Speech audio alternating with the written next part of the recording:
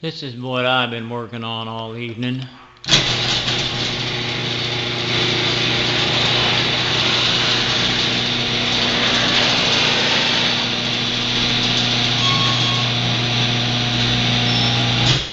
My new automatic garage door opener.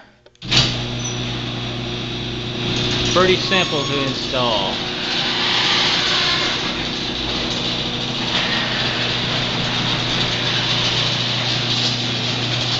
Now we have door openers on all 3 doors.